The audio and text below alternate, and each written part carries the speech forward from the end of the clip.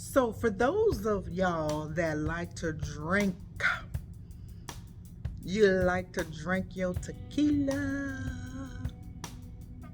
and your margarita and your cognac and your Hennessy, and your vodka. Did you know? What you think? I'm gonna ask you a question. And you really can't, you're gonna have to answer it in your head because there ain't no comments, right? Usually I shut out the comments. So, did you know when it comes to alcohol, what do you think? What do you think is worse? Which one do you think is more harmful to your liver? Do you think 911, what's your emergency? because when you call your doctor, they just gonna tell you to come to the ER anyway? What the ER gonna do, child? What we gonna do? Binge drinking. So that's like, well, I don't have to tell y'all, if you drink, you know what binge drinking is. You know what binge drinking is.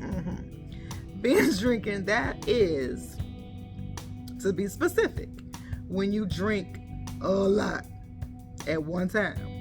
Meaning you're drinking, a lot of drinks on Saturday and Sunday. Let's say you drinking, 5-6 drinks, 5 to 8 drinks on Saturday, 5 to 8 drinks on Sunday. Okay, you drink a lot, and I mean like what's those those little things that have like 10% alcohol in them. I forgot what they call them. I don't know. You can get it from the grocery store. They wine coolers. I think they're like wine coolers. I think that's what they call them. Anyway, they got like 10% alcohol. Now I ain't talking about that.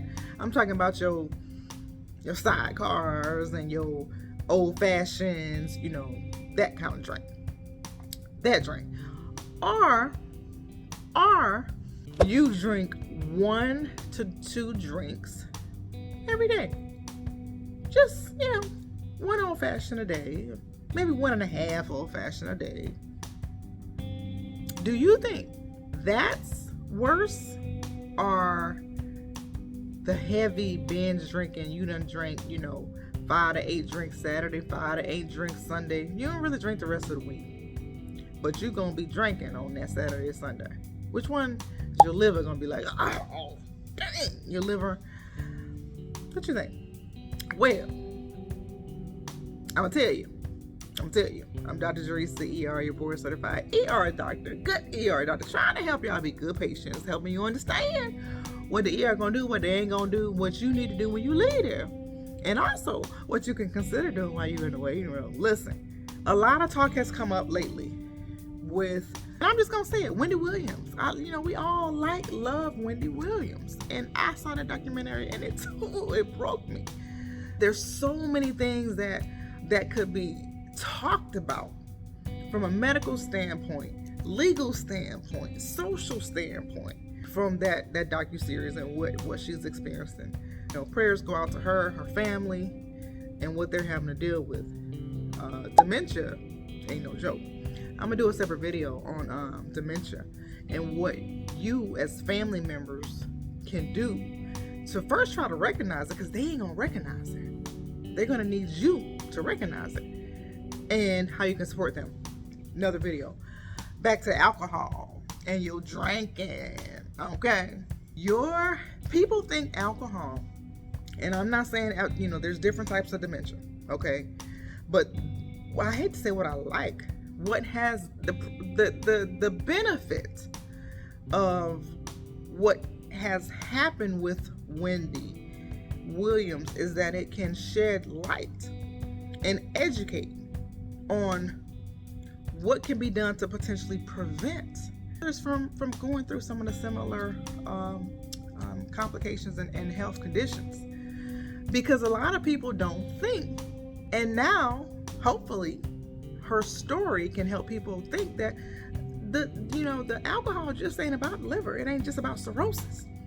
See, a lot of people associate heavy alcohol use and drinking with liver problems. Sometimes they don't think that it can affect here, okay?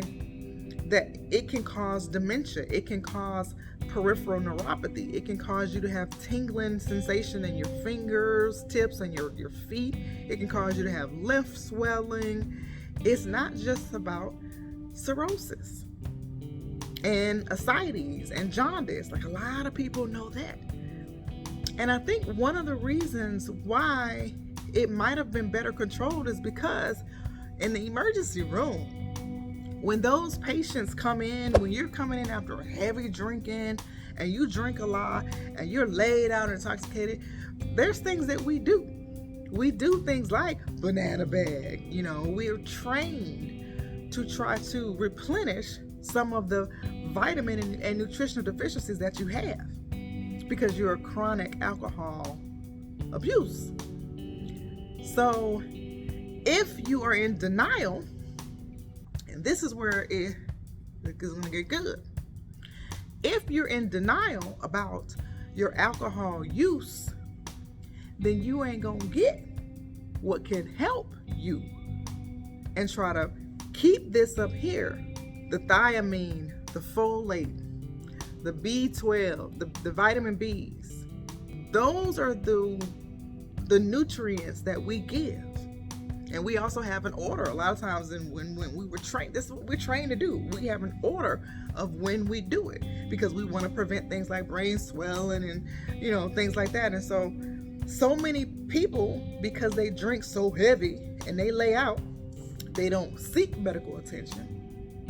And over time, those nutritional deficiencies affect here. And so you then end up getting the type of dementia that she has, not the type of dementia that, you know, Alzheimer's. That's different. There's different types of dementia. But those in the medical profession, when we saw that documentary, especially those of us who are in, you know, either internal medicine, critical care medicine, emergency medicine, we know because we treat that. You know, and sometimes it can be reversible. If you catch it early enough, sometimes it can be reversible. And so that's why. Ooh, if you gonna drink, know you drinking. Know you are drunk. Know you like to get down and throw it back. Because the more you know, the better it is for you to get your butt on in that emergency room so they can give you some fluid and some hydration, not just no basic IV bag. Okay, it ain't the same. And also that you can do things, you can take your vitamins, you know what I'm saying? You can take certain things that you need that are being drained from your body because of your chronic alcohol abuse. Did I answer the question? Let's go back to that question I asked. Your liver will appreciate you better. It has more time to recover and recoup when you binge drink. Believe it or not, that weekend heavy drinker, your liver has time during the week to recoup. All right, so that's the answer to that question. Now, that everyday drinker, your liver ain't got time to recoup, honey. You got them on full, they on drive. You know, they ain't get no break. Liver gets no break. Cause even though you drinking one drink. And I remember it was a sad case. It was a young girl. She was like, I only have one drink. I only have one drink a day. You know how she ended up had cirrhosis. And there's people that drink one drink a day and they don't get cirrhosis. Okay, so now I ain't saying that. What I'm saying is, it's important for you to not be in denial. And if you're going to drink, you need to go ahead and be taking your nutrition, you know what I'm saying, supplement your nutritions, your deficiencies, so you don't end up getting, am I making you dizzy? You feel drunk looking at me? Am I making you dizzy? Take your vitamins. It's important as much as you can. thiamine, folate, your B vitamins. Very important if you are a heavy drinker. Also important if you recognize it. If you know, then you're going to come to the emergency room. And we know the banana bag. We know the nutrients to give you. Some patients are even admitted, and when they're admitted, they get even more of that. And so I don't know if I will say that I think there was a push to do less banana bags because of the cost and to try to break it up.